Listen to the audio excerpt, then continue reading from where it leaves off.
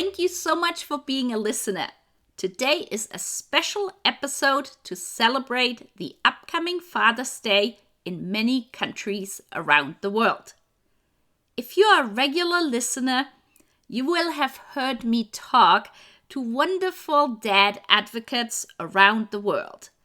If you have not had the chance to listen to our conversations, I will put the episodes with Jake, Robert, Michael, Gabriel, Josh, Ian, Rob, John, and Dan in the show notes.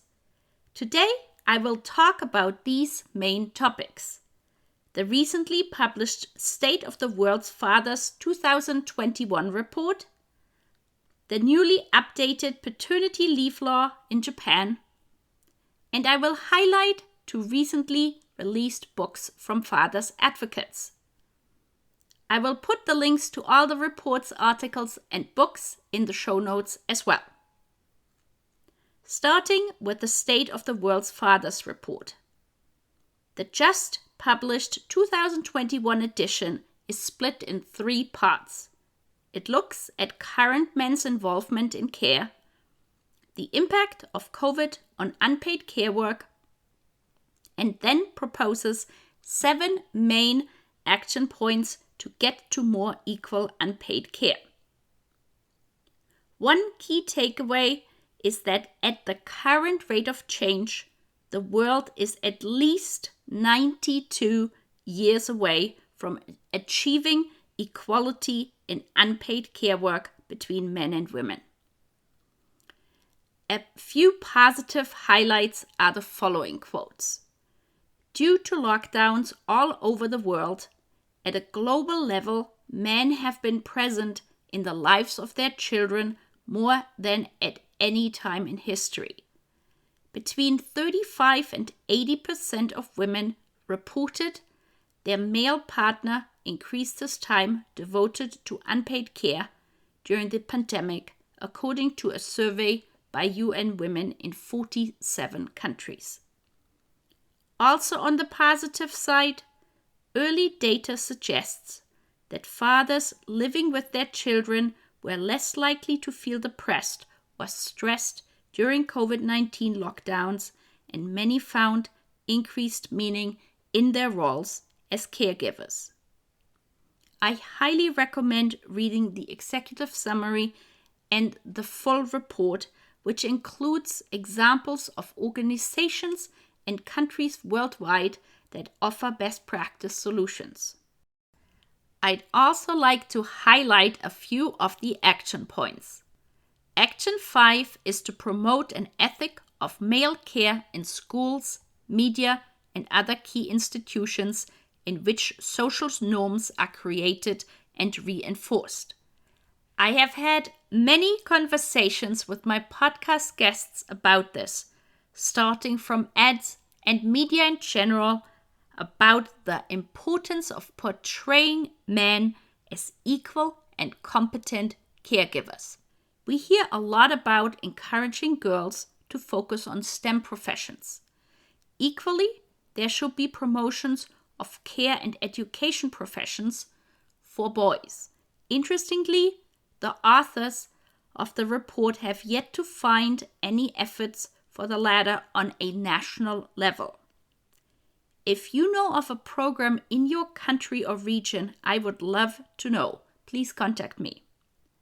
Action 6 proposes to change workplace conditions, culture, and policies to support workers' caregiving and mandate those changes in national legislation. This is why I strongly believe we need to highlight more examples of especially senior male leaders that publicly state that they will work flexibly and or take on caring for their children so that their partner can focus on their career. A recent example is Karin Tischler, board member and founder of Red Badger. He shared his story recently on LinkedIn that he is stepping down as CEO of Red Badger to co-parent and support his wife's career. I also highly recommend listening to my conversation with my last week's guest, Ellie Oldenburg, about job sharing, more male leaders working flexibly, and structural business changes that are required for the future. Finally, action 2 is to provide equal, job-protected, fully paid parental leave for all parents as a national policy. A great example for this is my previously mentioned second topic that I was going to talk about, and it is the change to the child care law in Japan to encourage more paternity leave taking. Thank you very much, Joe Peters, who made me aware of this law change. I will put his LinkedIn article and the Japan Times article that I refer to in the show notes. The law update will allow dads to take in total a 4-week paternity leave during the first 8 weeks after a baby's birth. It is possible to split this leave into 2 parts.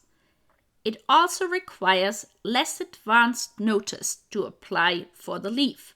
The expected start of this program is October 2022. The Japan Times writes that the revised law will also oblige companies to inform employees of childcare leave systems and confirm their intention to use them starting in April next year.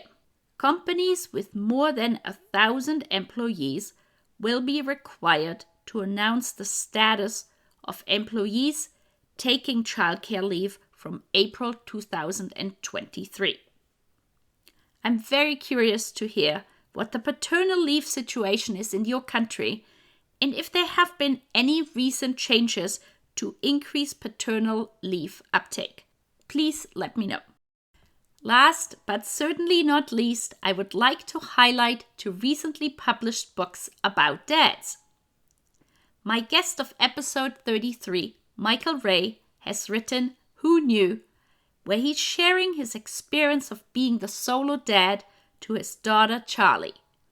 One of my favorite quotes from Michael is, "We must enable, encourage, and expect men to be held equally responsible for raising the next generation.